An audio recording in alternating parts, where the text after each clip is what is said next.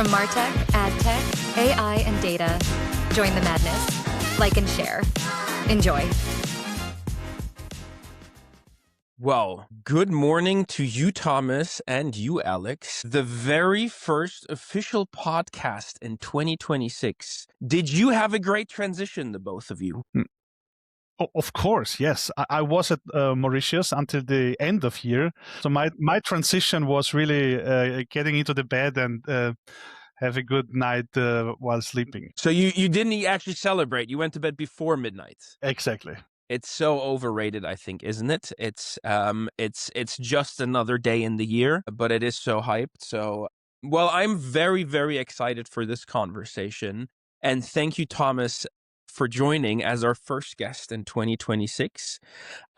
This is episode number 3, and I hope that for all the listeners, we were able to spark some quite interesting sort of thought processes when we go on a podcast with Thomas from Gentis, and I'll let you introduce yourself in a second, and we sort of put that very bold claim out there to say, just stop tracking. It's not worth it. You know what I mean? So again, welcome to the first MAADness podcast, and I would love to kick things off, and maybe Thomas, you can actually give a very brief introduction. I think for Alex and myself, pointless at this point in time, but please. Happy to do so. So yes, I'm Thomas Tauchner. I'm a CEO and one of the founders at Gentis. So my personal background is, or I need to say it was software development. So I was always on the product or technology side. Founded some companies in my life, some of them successful, some of them not so much successful, like always the same story. Yeah. Love the honesty though. Yeah.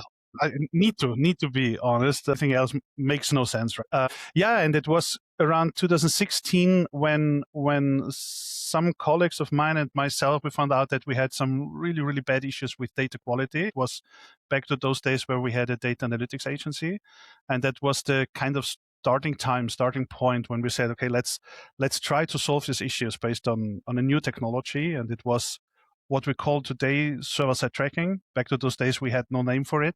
So that was how Gentis was started and officially founded in 2020. And now in our 6th year, trying to convince the whole world that data quality matters. Yeah, nice. Perfect. But let me quickly ask you a question. So you said multiple companies. You just also said an analytical agency. What led up? Like, what's your further background that led up to like building Gentis? It was kind of, so I would say the first thing is being a software developer, and software developers always try to solve the issues of the world. So if you see issue, a problem, as a software developer, you try to find a solution for it. So that's what kind of, I would say, the most important background. And the second one was that when I started in 2010 working for another online marketing agency, for the first time I come in touch with data, and I was really impressed by what you can do with data, right? So, and I would say both backgrounds combined guided me through the day where I founded Gentis. Okay. No, I think, and it's super impressive. Alex and myself worked together for the last, 8 years now, also known each other for that time. And now in a similar situation where, you're building something from scratch, it's so different, right? So I'm very excited for the days ahead, but maybe we can dive into the topic, and something around when we had an initial brief conversation that just also stuck with me was Gentis. You do server-side tracking. Alex and myself have worked for a company called Telium IQ, tag management since, Telium's been around now for 15, 16 years, I guess, if we do the math, maybe even longer. So also they started with that. Now, much longer time frame than sort of Gentis, right? Yeah, so exactly.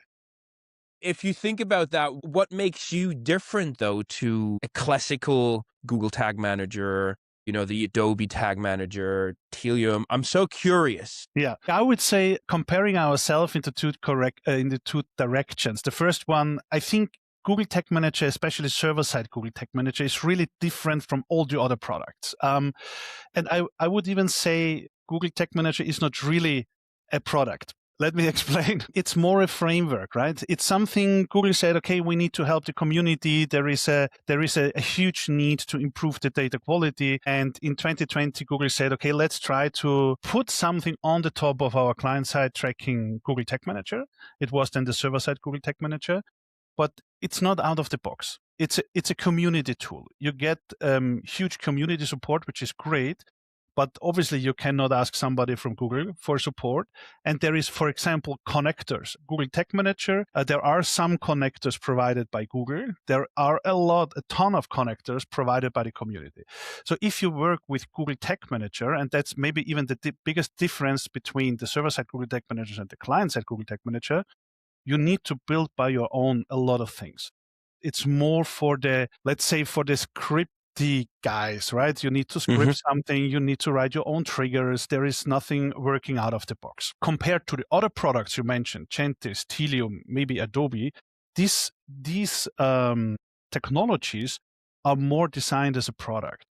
So really you set up, it doesn't matter if you set up Telium or Gentis, you set up it's coming out of the box. You have, everything is prepared, and the companies, they do have a liability for what they deliver. So this is really a product. And if you ask me what is the difference between Gentis and the other real products, right, is that at Gentis we are much more specialized to really data capture. If you look at Helium, if you look to Adobe, I mean, Adobe is the big brother, right? It's so many things you can get from Adobe, and everything is bundled. So Adobe is a decision for a huge platform. If you go to Adobe, then you typically don't take the Tag Manager from Adobe, but you decide for 6 other products of Adobe, and then you say, okay, then come on, let's take the Tag Manager as well. And Telium is going very much, I mean, both of you know it much better than myself. Maybe you can answer this question by yourself. But from our perspective, Telium is going very much into the direction of CDB, of activating data. And this is, I would say, this is the huge differentiator between Gentis and other products. At Gentis, we say, you know, we're burning for data capturing. So it's data capturing, controlling, and sharing everything in real time, but we're not a reporting tool, and we're not activating data. Yeah. And no, I think that's interesting, but also I think your claim is much more in the server-side space, right? And if I think back, of course, we've been talking server-side tracking. If you think about all activation channels now, also for the last, 6, 7, 8, 9 years, right? It's like everybody, you don't want pixels anymore. You don't want classical tags on your website anymore. You want to have server-side tracking. Is that purely what you do though? Or is there still that tag? Because I'm curious, right? We talk stop tracking. We know that we have a problem.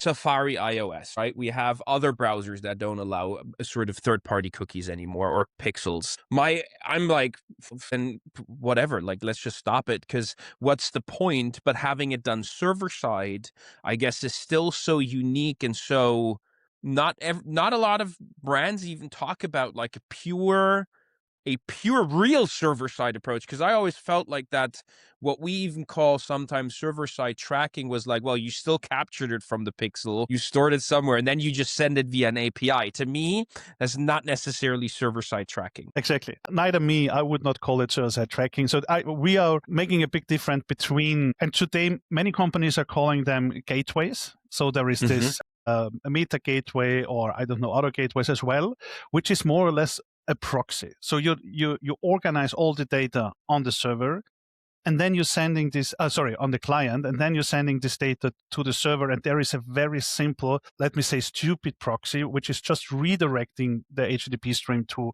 the data receiver. But you're not controlling the data on the server. You cannot manage the data. You cannot administrate the data on the server.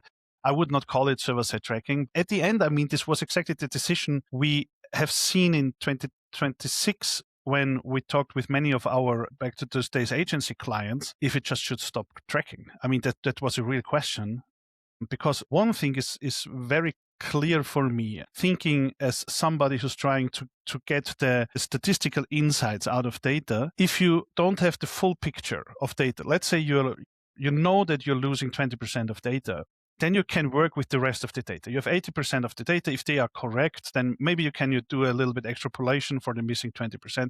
And the world is fine for a statistical guy. But if you're losing 20, 30% of data, and you know that of this 70% of data, 50% are wrong, but obviously as this famous sentence, you have no idea which part is wrong. That's the catastrophe, because everything what you are generating on insights out of this data is wrong. It's wrong. And this is exactly where we said back to 2016, it's better to stop tracking instead of continue working with incorrect data. I mean, obviously, and thanks God, we found an alternative to stop tracking, which is exactly what you mentioned, server-side tracking. So today we would not say it's the best solution to stop tracking. But what I would say is, if you decide against server-side tracking and you have still incorrect data in your databases, then the alternative to stop tracking is the better one. I'd say that's incredible provocative, to be honest. So I agree that when you speak to customers, that there's what they think they have on the data side and what the reality is, that there's a huge gap. And you can now name it like, stop tracking, which is kind of provocative. But how's the reaction? So when you, sales team, your guys speak to prospects and customers, do they really realize and are open to say, yes, we have that issue, yes, we understand it? Most of them, I guess, is like, well, we're doing great things, we already have the journey things here, we do have data, we work with that. So that is kind of the reality we're usually facing, and that's intense discussion to say we need to work upstream and again look at the side where you capture those data. What's your perception on this one? I mean, to be totally open here, on the sales side, there is always a problem to telling the guy who was responsible the last 10 years for data capturing that he has done a bad job. That's not working in sales. Fair. So obviously there is always the need of understanding the issues and guiding the transformation. From our perspective, it's a transformation. It's not a stop today and and please start anything else tomorrow. And that is, and even we're missing one answer to your question, Robin. If we are pure server-side tracking at Gentis, no, we are not. It's a hybrid solution. It is, because there are things out there where we say it makes totally sense to send it via client-side tracking. For example, if you know that the browser is supporting third-party cookies, and if you know that the tool which is receiving the data is requesting third-party cookies, then we're, for example, sending one stream via client-side to send the third-party cookie, but the rest of the streams can be sent server-side. So it's a mixture of both worlds, and it's important because what we see is that if you look back 10 years ago, everything was client-side, and we say if you look 10 years into the future, everything will be server-side. But it's not something what you can turn on today by 100%. And this is exactly why we invested in Gentis as a tool which is supporting this transition step by step. So you can send data client-side because your affiliate tool is requesting a client-side stream, but everything what is working server-side, we are migrating to server-side stream. So this is a step-by-step forming the tracking technology, and this needs to be supported by a good technology. You also said something interesting, Alex. It's about, taking it sort of to the higher level and make sure that if you look at how data flows in an organization and how teams are supposed to use, everything starts with the collection. Right? That's where your data come from. It's still web, it's still app, right? That's sort of the first. You of course have, if you have stores, brick and mortar, that's where data comes from as well. But like, if that is the very first critical aspect to understand data quality, how do you take organizations on that journey though? Because I've had conversations where, from an activation perspective at least, and that's maybe already the second step to say, Facebook/Meta, all of these technologies, you don't want to use the TikTok pixel, fair enough, but there is a client, a server-side possibility to use that instead. The answer is always, yeah, we're thinking about it, we want to do it, and we're going to implement it somewhere in Q2. And I'm like, why? Why does it take so long? Like the Meta conversion API is literally a 5-minute setup. So where is that disconnect coming from potentially organizations feeling it's such a big, massive hurdle when some of these things are actually quite fast? And how do you potentially take organizations by the hand of saying, it's like, this is a roadmap, right? Like, this is how you get to server side if organizations feels it's such a heavy lift. And I'm not sure, maybe my question doesn't make sense. I don't know, but you let me know. The question goes to Alex, right? Or did you No, ask no, me? this question goes to you. I just wanted to say from an Alex perspective, he said, right, we have to take it upstream. We have to make sure that if we do activation, whatever, it's like it starts with tracking, that comes from app and web. But No, like, the how do question you makes take perfect sense. organization? Yeah, how do you take them on this journey? That's the big issue. That's a big question. because what our experience is, we're living in a time of economic crisis, of war in a neighborhood. So our understanding of the market is that everybody is searching for the next additional euro on revenue. And it's really hard to discuss with people who are under pressure. The company is under pressure and the people is under pressure to discuss long-term strategies. Because obviously we all would like to discuss a first-party data strategy. Because that makes so much sense to reduce the dependency to the big tech vendors like Google, Facebook, etc. And because we know that every website owner has the best first-party data available during the normal website or app, right? It's much better, the first-party data, than what Google has or what Facebook or Meta has. But it's a strategy discussion. And in a time where you are under pressure, you are preferred to discuss about how can I increase my revenue about 0.1% tomorrow, instead of discussing how can I increase my revenue about 10% in 2 years.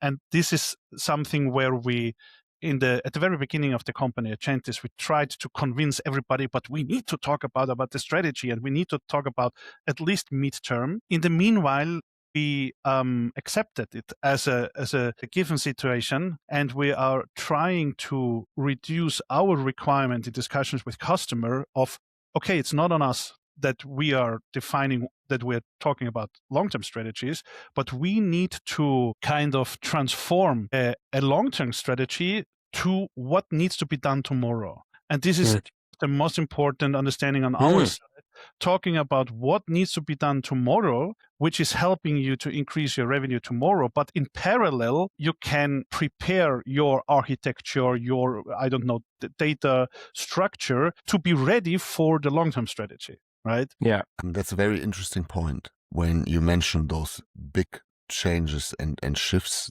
I think one of these things that will hit the architecture really hard is all this agents and the AI stuff. So if you want to be fancy and sell some stuff, put somewhere AI on Gentis, and then it must be something relevant. So that's a bit also very provocative. Getting back to this point, if you do something on bad data, so therefore it's so important, and that's also a little bit the reason why we said we need to speak, make data clean, look at the quality right from the origin, and then have something which truly makes sense and where you truly can make automated decisions on. The shift on the ecosystem, it's not only then in the people's mindset, they will be hit incredible hard because you need to have some other data sets and components be implemented in your stack that force people implement something on the collection endpoint and have clean data available. So that is my view on this one. So there will be a shift, not only coming, but really pushing on that and accelerating the demand.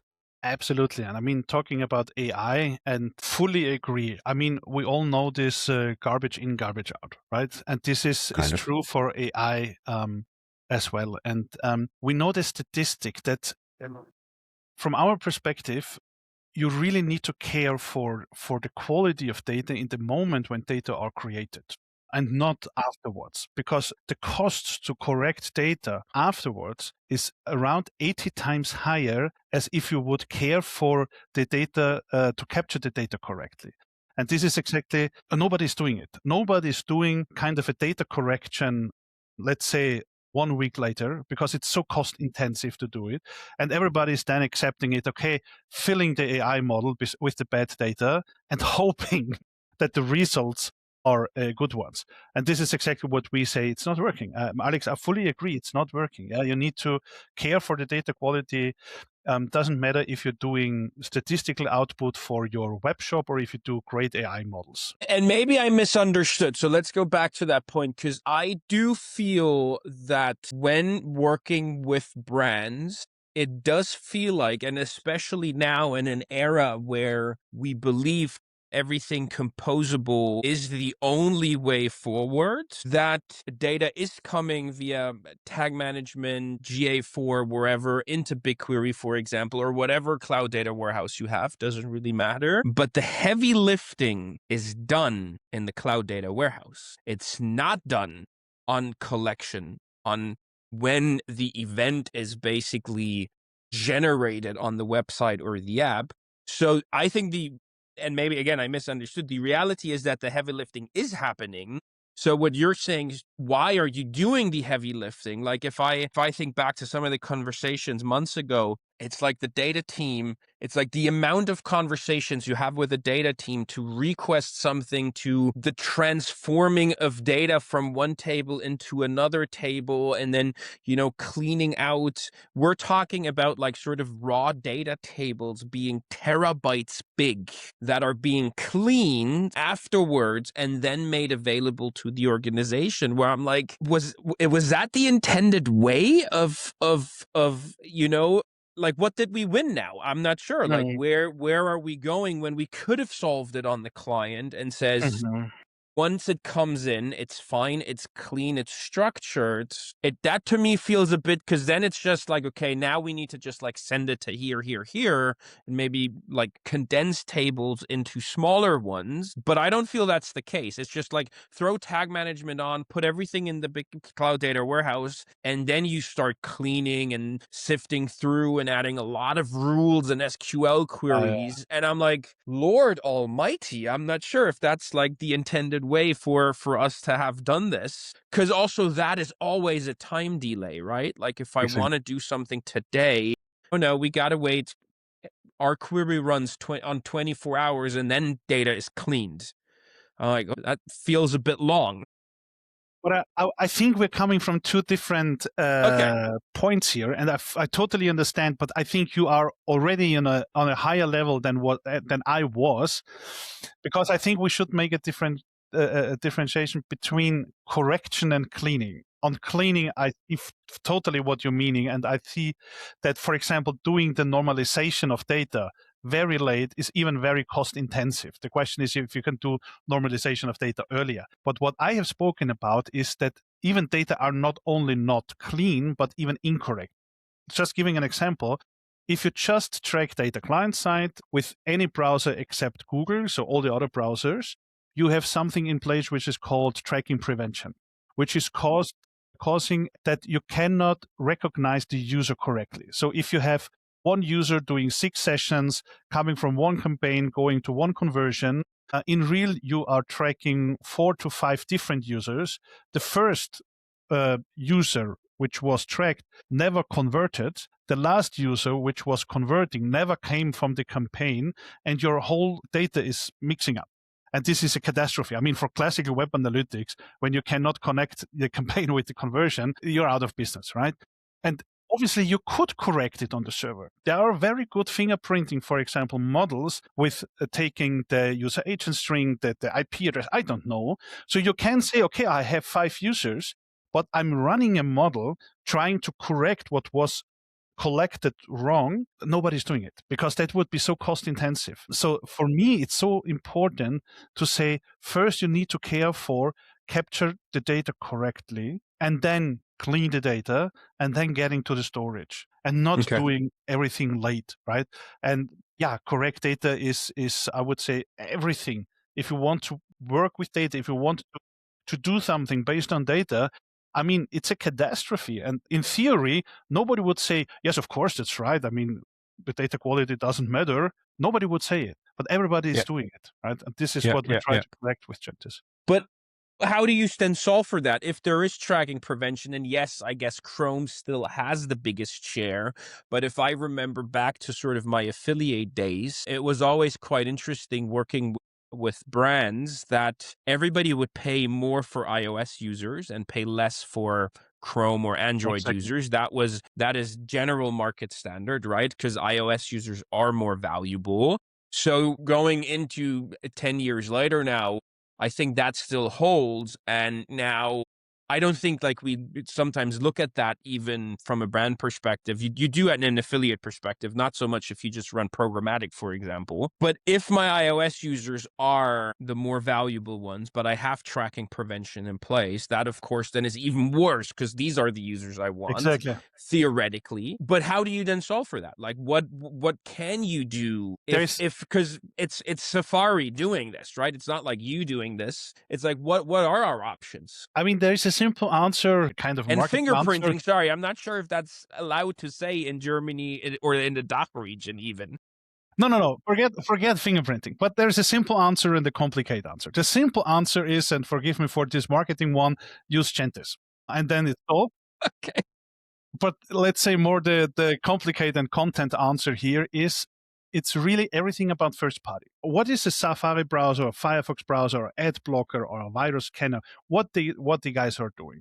They want to prevent that you send data to third parties without even thinking about it. This is the big prevention. And when they see, okay, you're sending data to Google, you're sending data to Facebook, etc., without that you are in control of this data, by the way, this is even the big ask from GDPR, then they say, wait a minute, we don't want that and we are preventing that. So the complicated answer is we are used to a third-party world. We are used to that Google is doing the job for me. I'm just sending the data to them. I don't care. They can control the data. They can get the information, the signals out of it. And then I get partially back in Google Ads automatic bidding algorithm, for example. And the transformation we see, and this is exactly what this technology from this browser, this prevention technology is trying to push is, please take control.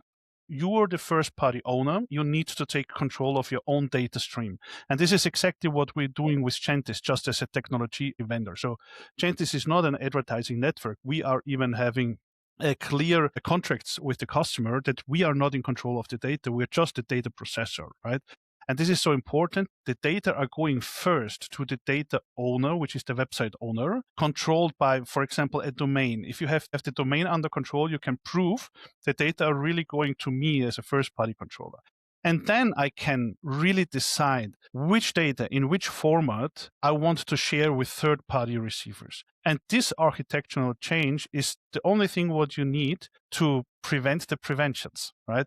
It's really only that they would like to prevent to send data and information uncontrolled to third parties. So wait, you're basically saying you're storing it first without even loading a third-party cookie. So you are in control and after deciding what to do with the information for a third-party cookie. So you're like a gateway. We are a gateway. First? Yes.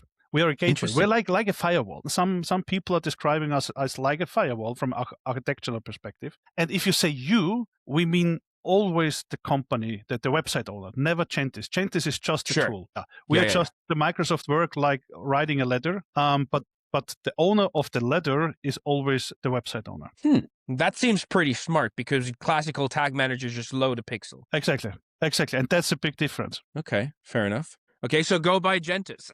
Go by Gentis. Yeah, nice. Okay. No, that is interesting. And so from a first-party data perspective, that always sounds easy, I think, right? And I think the honest reality is that you want first-party data, but 90% of your traffic is still unidentified. Like if you don't actually make it a strategy internal to understand how do my users come to the website, through what channels are they coming through the website, what can I do based off of this understanding to incentivize a login or even just think about a login, I think we're never really going to get to a real high percentage of real known traffic where a user is logged in, and then even sort of all of the sort of data tracking preventions change because suddenly you have a identifier, right? But a topic that came up, I think, in the last couple of years as well was the sort of role of synthetic users in that. I'm not an expert. I'm totally honest about this. How does first-party data, synthetic data in that sort of sense, because it feels like it is a vehicle to say, well, I only have 5-10% identified. Okay, now I have something called synthetic users. What do I do with that? What is it? Yeah. Let me start one step earlier. When we tried to, as I described before, when we tried to deliver these tiny steps of starting thinking about a first-party data strategy, we came up with two features, two side products, which are super important for a first-party data strategy. The one is the raw data, and the second one is data enrichment. So if you send the data all the time aggregated to a data source, and you don't have access to the raw data, it's really, really hard to start with first-party data, I don't know, modeling, or to even classical statistical things. So we are providing to every customer a raw data access, not only the streaming access, what we're sending to third-party tools. And data enrichment was the second very important thing to say, okay, obviously, yes, you can and you should capture data from a website or from an app, but there are so many other data sources. You should, in real time, connect with the data you're capturing, which is then data enrichment. And it starts with simple use cases like we all talk about since 20 years about weather data enrichment. So if it is cold, if it is warm, if it's snowing, whatever, right? And for example, some of our customers are coming from the touristic industry. That has a huge effect if you know what was the weather on a target area or even on the source area where somebody's coming from. So bad data in Hamburg maybe is a better condition for going to Kitzbühel, right? That simple use cases, but this is where tiny steps of a first-party data strategy even starts. And based on raw data and data enrichment, that was the first time 3 years ago when we started to work on a new technology which is called synthetic user. And synthetic users is nothing else to learn from a group of people which you know very good and kind of use this understanding to a group of people which you don't know very good. And we started 3 years ago just with extrapolation, and total fail. I need to say total fail. And the use case was always non-consent to consent. So you have a group of people who give you a consent and a group of people which is giving you not consent. And then we extrapolated, many customers requested it, and it was kind of that the results were really random, right? So statistically not significant. And what we then started to do is learning which segments, which cluster exists on the consent area. And we learned to identify the same clusters on the non-consent side. And what we found out is that if you do extrapolation within a cluster, it's working much, much better as if you do extrapolation just overall. And this technology we are using today very often. We're using it for non-consent to consent learning. We're using it especially on the publisher side from subscription user to non-subscription user learning, which is on the publisher side a huge use case. And very, very new, we're using the same idea and logic for iOS attribution, which is one of the biggest issues. So with synthetic users, we can attribute iOS users. So it's always the same learning from a group of users which you know very good, and using this understanding for a group of users which you don't know very good. Okay. Getting back to your opening part, where you said as a developer you tend to solve world's problems, the next step after synthetic users, you'll build a CDP and just influence the user journey. You have all the connectors, the data are there, and you and I spoke a little preview on it. I don't know, 3 years ago when we met in Vienna, where you said, well, the investors are pushing us in the direction, but we want to stick to the data capture element. So, but it's, to be honest, if you start there, putting logic on the data, next step is then building the user journey, isn't it? I'm not sure about that one. I would say really, really like, not to say I love our position of doing the data capture thing and sharing the data as early as possible, because, I mean, you guys coming from Telium, you know it much better than me, but from my perspective, the CDP market is a red ocean. There is so many vendors out there, and many of them are doing a really good job. So, and this is, a software developer has two principles. The one is you want to solve issues. The second one is never do something what is already done. And based on the second one, I'm not sure if we should go in the direction of a CDP. I'd say there's a second saying, maybe not from a developer perspective, but like it doesn't matter if somebody else is already doing it. You just got to do it better. Yeah, maybe. Right. And from that perspective, I think you're right. It is. We have a lot of vendors. We have a lot of very similar vendors who just went into different directions. I think clear positioning really makes sense, because otherwise, like, what are you and what are you really strong in? Right. Like, and I think that's been a big problem in the market as well, where we've seen now, again, even being outside of a employment scenario where you can look at the market also much differently, I feel, to say, these guys do this great, but like, honestly, if you want them here, like I know brands who have 3 different CDPs because they've bought them for 3 different things they're really good at, right? Like one is really good at data cleaning, but sort of the tagline was still, oh yeah, we're a CDP. The other one was really great at activation or like audience creation, right? So they have like 2, 3. That's really not uncommon. So I do agree that it makes sense, but you did say you don't activate. So, but you have the possibility to build segments within, if I just call it segments, in Gentis to do synthetic data against. I mean, it is kind of for us, it's very important, the position of not activating data. But obviously, maybe not obviously, but what we're doing with synthetic users, we're activating the synthetic users. So with synthetic users, we have something in place which is called ID pooling. So if we have one cluster identified on, for example, on a non-consent and consent area, and we identify a conversion, what we're doing is to pool all the IDs. Let's say, for example, a Google Click ID, right? Works with all other IDs as well. Google Click ID, we pull it, so you have 10,000 people in a cluster. 4,000 of these people are coming from a Google advertising, so we have 4,000 IDs in the pool, and we are deconnect the ID from the person. And if somebody of this pool is converting, then we're sending randomly picked one ID of the cluster back to Google Ads, which means we can even use the signals of non-consent users or of non-subscription users back to Google Ads. So it is not exactly the guy who converted we are sending back to Google or to Facebook, but somebody who is very, very similar because it's in the same, he or she is in the same cluster. So this is kind of activation. And yeah, you're right, it's going in this direction, because in a time like today, even as a tag management system, you need to deliver value. And value, exactly what I said before, everybody's searching for the very next euro to make and not for the long-term strategy. Even Gentis is jumping on this horse. But question back to both of you. I mean, you know Telium much, much better. There is a simple deal on the table. If you think that Gentis can make a CDP much better than Telium, just tell us. Well, this is like a CDP discussion. That's a different topic. So then we would need to discuss how is the ecosystem looking like. Robin mentioned composable. We both were pushing, I don't know, last 3 years and really in the direction and say composable, that's the way to go. It's having this big everything in the warehouse. We just spoke yesterday, I think, Robin, right? Where we said we got to step away from this. So it's too big, it's too complicated, it's too cost intensive just to put it there. And you need to have it is a delay on the ownership side. You need to open a ticket to get something done. That's not what you want. So how are the building blocks looking like in a modern ecosystem? That is the question. And the building blocks, I mean, there is a Snowflake, a Databricks component, no doubt. There might be a real-time capsule.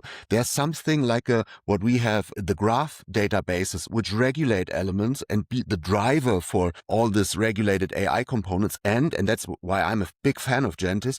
There is an element of proper data capturing, collecting, and putting them into both capsules. So one is the warehouse component and one everything driving the real-time elements. So now it's the discussion. Do we want to call it CDP, CDP 2.0? I don't know. But what is the building block which helps me deliver real-time experiences at scale and activate them? Don't necessarily I would call and stick to this term a CDP. This is a burned term. So everyone has a CDP and is everything and nothing at the same time. So we would really need to make a definition on that one. But maybe in this building block, hopefully you agree with how we see the world of data and activation in a marketing environment. So it is incredibly complex. You can only say, as we spoke about it, collect data, best way, clean in as early as you can, and then you have them available in 2 various routes. and that you open up real time, but also complex things where you do models and which is not necessarily then needed for the real time customer journey. I would fully agree, and like we're describing it is a transformation from horizontal approach to vertical approach. Coming back to software development, it seems to be that the main topic of today. But in the software development, there is the topic of being agile and developing agile. And I mean, this is for me one of the most misused words in the last 30 years of I'm agile. But agile really means that you're not doing it like a waterfall, not doing the first layer complete and perfect, and then the next layer and the next layer and the next layer. But in other words, it is about trying to solve something orientated on use cases, or let's say on business cases. You have something where you say, for example, stay with the example from 5 minutes ago. You think you can enrich your data by wet data, and you have really a business case of it. You think you can increase your revenue by another 1.5%.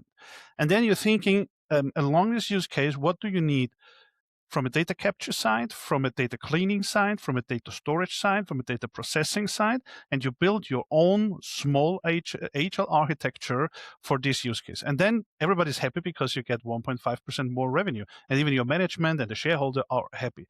And then you build from the first vertical to other verticals, and then you build step by step your horizontal architecture. And I think this is, Alex, exactly what you said. In the past 5 years, we're getting too big. And this is not working. Nobody can pay for a project where you get the first outcome in 5 years. And this is exactly, I think that's a huge transformation. But it's also, and this is then a very complex thing to close the loop from the start, in a time where you need to act fast, but also try to avoid decisions, that you don't make a wrong decision. Then you say, let's stick to those big things and just put the money there. It's somehow solved. So you don't take the risk and say, we now use those small things and we make it right. Exactly. But I think the use case approach makes sense, right? And it's always like start small and then, align. And I think but from a big enterprise perspective, not sure if that's the case, right? It's like, we'll just throw Accenture, McKinsey on it, and then they'll just come up with a strategy. And then I think that's still sort of the honest truth. I think that's where boutiques like us, can act much faster and want to change things much faster as well and do that individual use case. There is one last we got time. On big enterprises, but because there is one movement, I'm really a fan of it, and this is this kind of internal startups. Big enterprises who start to exactly for this reason that they cannot do it in tiny steps, they cannot do it agile, and I really like that. And some of our customers are this kind of internal startups of a big enterprise. So the shareholder is 100% the big group, but they know that for the reason to be more agile and to be faster and to fail faster, they founded the internal startup because they cannot do it in the group structure. Yeah, well, we literally and it's interesting that you would call it an internal startup. I think in a recent client project, we called it just a center of excellence, but it was a small group of people with the power from management to go run, do and change things, test it, and once it works, roll it out to the organization.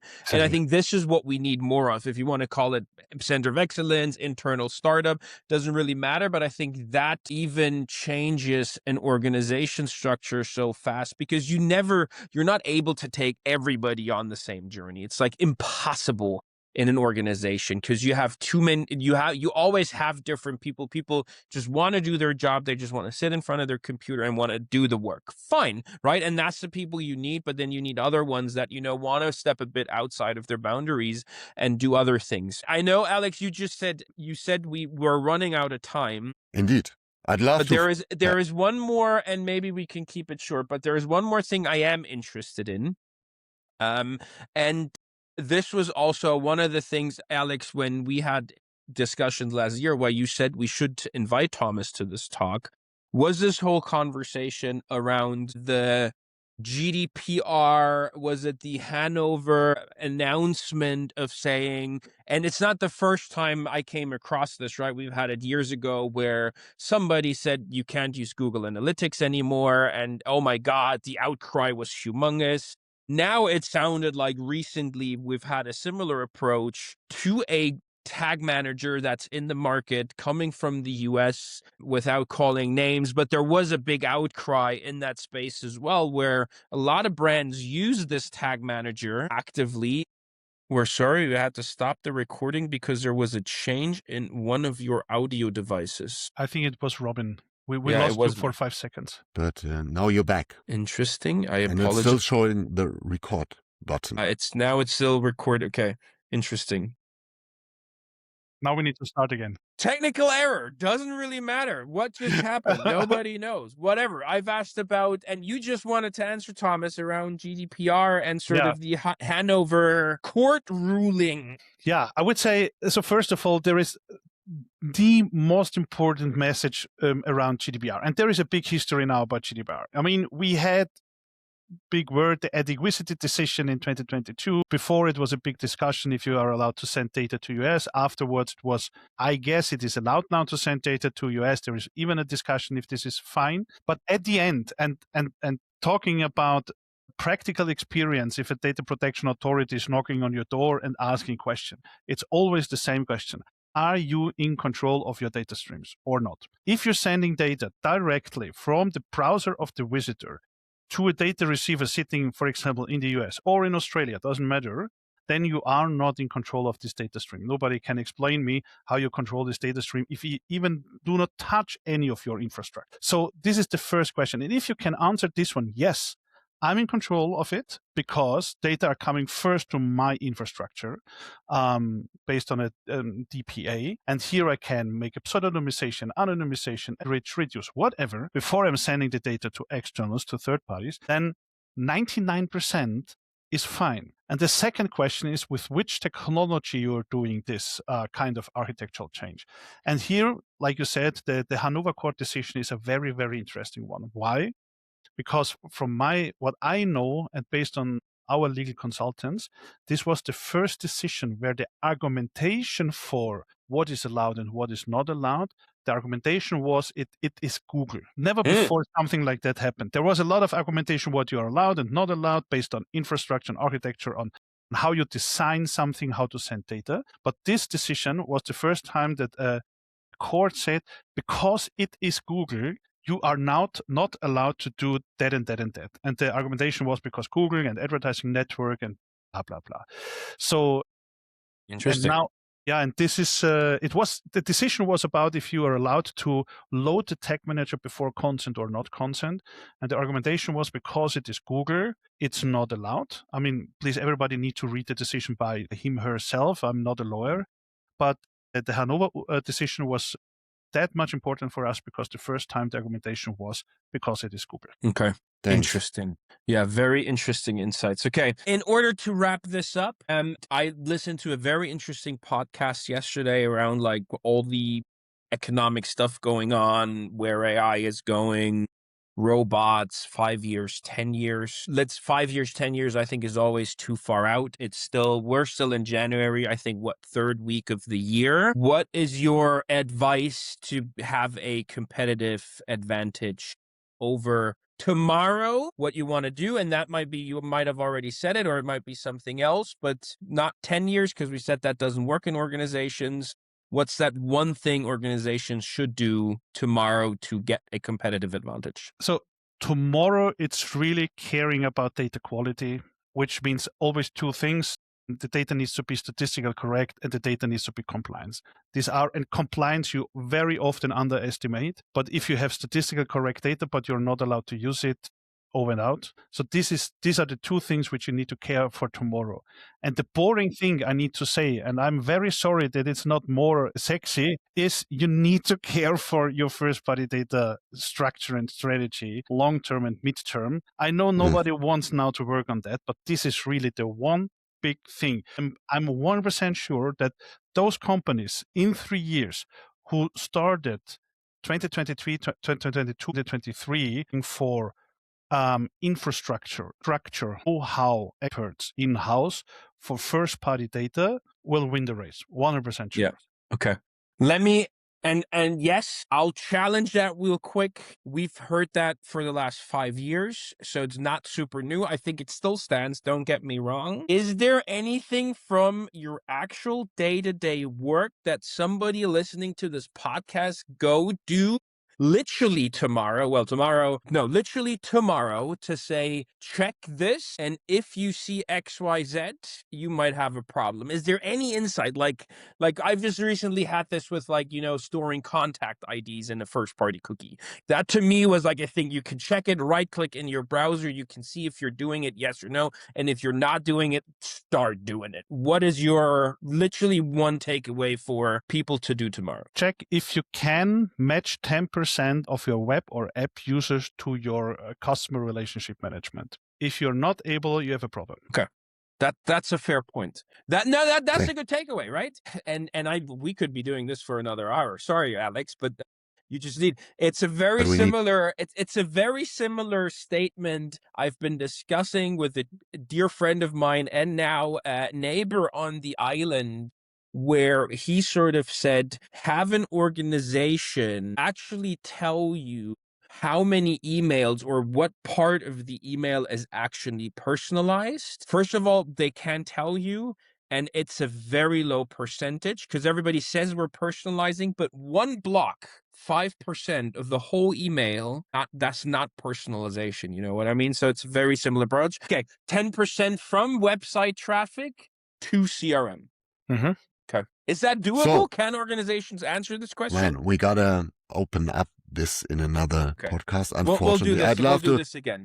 Love to speak about it and go on, but now we need to take care of the time. Thomas, thank you so much. It's always a pleasure. You know, I'm a big fan of Gentis. That's not changing. It's more important than ever, as we discussed, to really start tracking properly, having this modern tagging solution in place. Thank you, and I hope to see you again very soon. For the audience listening, we have some upcoming podcasts already planned and scheduled, and we'll follow on around data and modern stuff. Stay tuned, and thanks for listening. Thank you. Thank you, Thomas. Pleasure. And we will do this again, because now I'm a bit sad that Alex is shutting us down. We will hear again. Thank you. Bye-bye. Thank you for listening. If you're ready to turn today's ideas into a real AI or personalization roadmap, reach out via the links in the description. Like, comment, share, and subscribe so you don't miss the next one. See you soon.